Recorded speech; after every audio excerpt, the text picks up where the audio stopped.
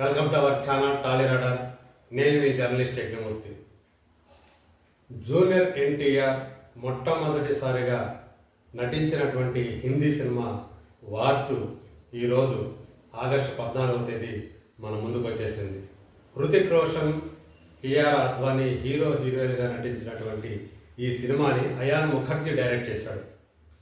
2019లో వచ్చి super duper hit అయినటువంటి war మూవీకి సీక్వెల్గా ఈ సినిమాని ఆదిత్య చోప్రా నిర్మించాడు. ఈ సినిమాకి కథకుడు కూడా ఆదిత్య చోప్రానే.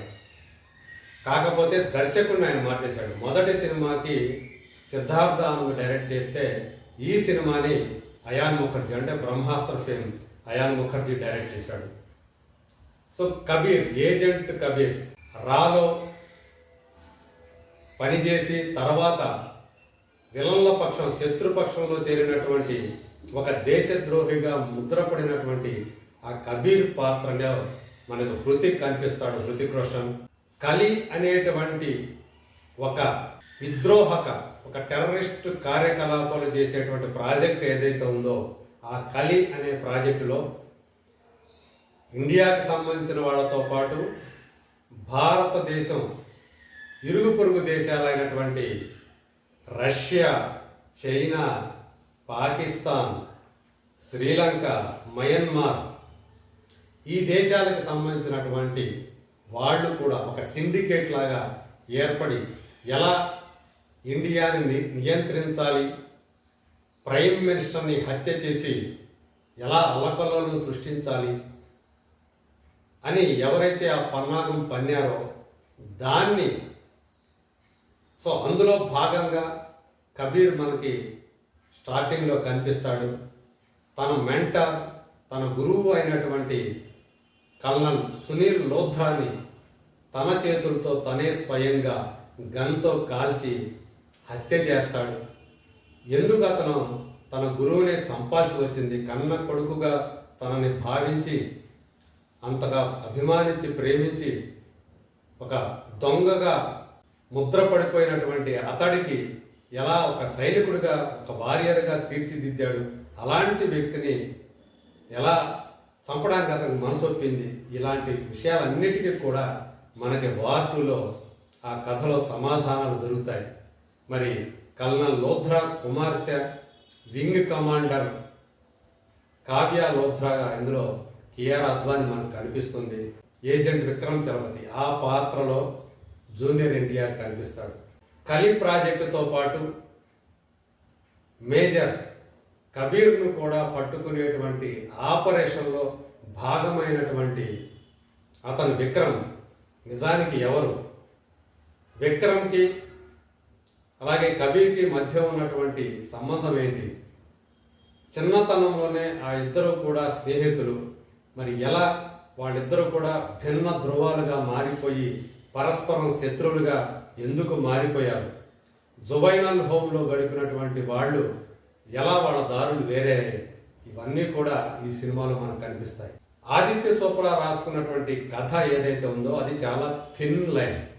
ఆ కలీ ప్రాజెక్టుని అంతం చేయటానికి రా ఏదైతే భారత గూఢచార సంస్థ ఏదైతే అది చేసేటువంటి ప్రయత్నం.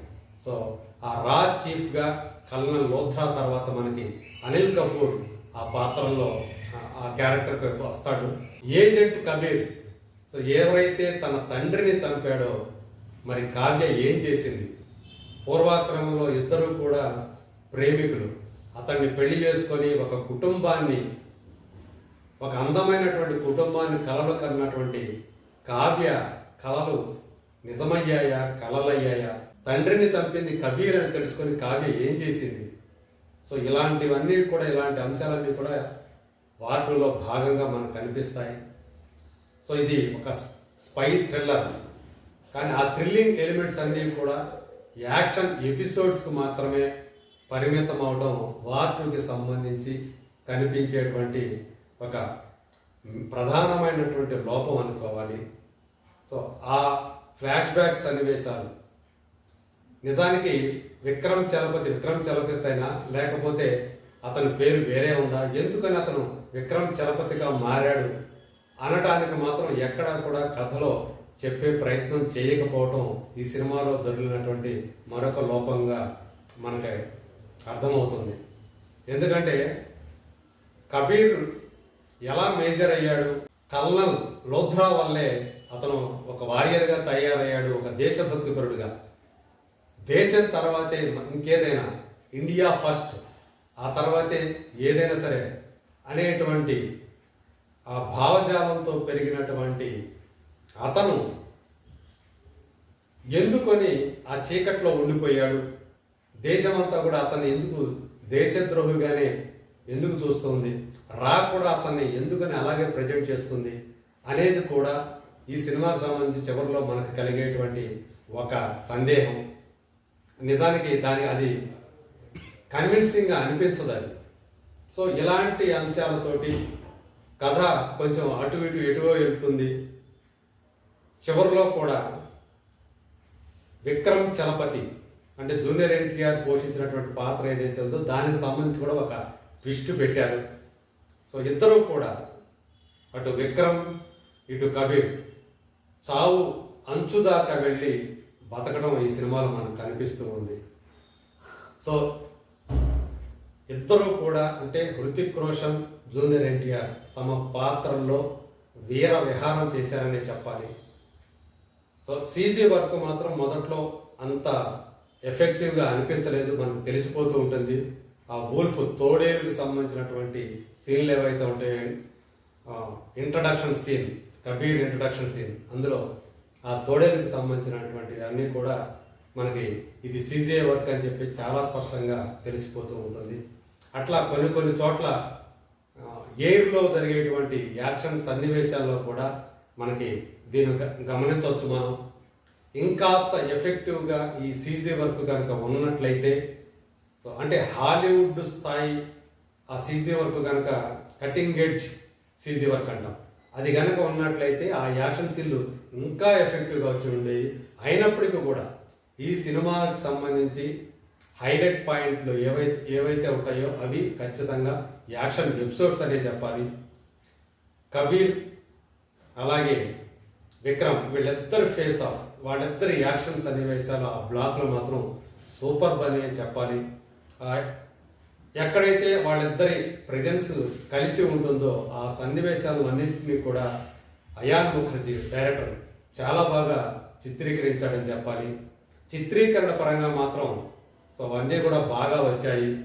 ప్రీతం మ్యూజిక్ కూడా అటు కబీర్ కానివ్వండి ఇటు విక్రమ్ కానివ్వండి వాళ్ళ ఎలివేషన్ సన్నివేశాల్లో ప్రీతం చేసినటువంటి ఆ బ్యాక్గ్రౌండ్ స్కోర్ మాత్రం చాలా ఎఫెక్టివ్గా ఉంది. ప్రత్యేకించి విక్రమ్ ఎలివేషన్ సన్నివేశాలకు సంబంధించి బ్యాక్గ్రౌండ్ వచ్చే సైతాన్ అని చెప్పేసి వినిపించేటువంటి అది ఏదైతే ఉందో ఆ సౌండ్, అది మాత్రం ఖచ్చితంగా మాస్ ఆడియన్స్ని, ప్రధానంగా జూనియర్ ఎన్టీఆర్ అభిమానులు మాత్రం ఉరుతలూగిస్తాయి. తను ఆ క్యారెక్టర్లో నిజంగానే వీర విహారం చేశాడని చెప్పాలి. అభిమానులందరూ కూడా ఖచ్చితంగా సాటిస్ఫై అయ్యే సినిమాగానే మనం చెప్పుకోవచ్చు. తన మొట్టమొదటి బాలీవుడ్ సినిమాలో మంచి స్కోప్ ఉన్నటువంటి, నటనకు కూడా అవకాశం ఉన్నటువంటి, అలాగే మంచి స్క్రీన్ స్పేస్ ఉన్నటువంటి ఆ క్యారెక్టర్ అతనికి లభించింది.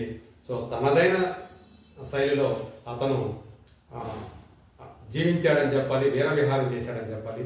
హృతిక్ రోషన్, సో అతను ఎంత గ్లామరస్ హీరోనో మనందరికీ తెలిసిందే.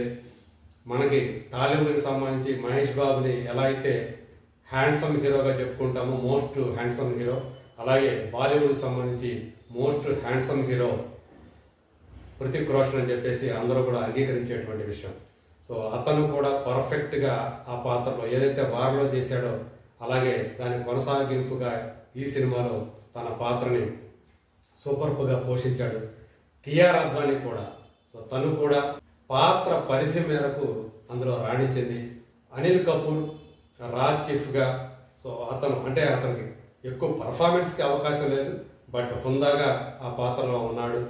సో మిగతా వాళ్ళందరూ కూడా పాత్రల పరిధిలో మేరకు నటించారని చెప్పాలి. టెక్నికల్గా కూడా నేను చెప్పినటువంటి ఆ విఎఫ్ఎక్స్ వర్క్ అదొక్కటి అక్కడక్కడ మనకి తెలిసిపోతూ ఉంటుంది. అది తప్పితే మిగతా అంతా కూడా బాగానే ఉంది. కెమెరా వర్క్ బాగుంది, మ్యూజిక్ బాగుంది, టెక్నికల్గా కూడా మంచి స్టాండర్డ్స్లోనే, ఎక్సెప్ట్ విఎఫ్ఎక్స్ బాగానే ఉంది. సో కాకపోతే ఆ స్క్రీన్ ప్లే కానివ్వండి, ఆ పాత్రలు తీర్చిదిద్దిన తీరు కానివ్వండి, అలాగే కొన్ని తికమక కలిగించేటువంటి ఆ సన్నివేశాలు, ఆ కథాగమనం కానివ్వండి, ఇవన్నీ కూడా ఆ సినిమాకి ఒక ఎమోషనల్ డెప్త్ని ఇవ్వటంలో మాత్రం ఫెయిల్ అయ్యాయని చెప్పాలి. ఆ రకంగా ఈ సినిమా ఒక మోస్తరుగా మాత్రమే ఆడియన్స్ని ఆకట్టుకుంటుంది. కాకపోతే హృతిక్ రోషన్, జూనియర్ ఎన్టీఆర్ ఫ్యాన్స్ని మాత్రం సాటిస్ఫై చేసే సినిమాగా మనం చెప్పొచ్చు. ఓవరాల్గా ఈ సినిమాకి నేను ఇచ్చేటువంటి రేటింగ్ అవుట్ ఆఫ్ 5 2.5.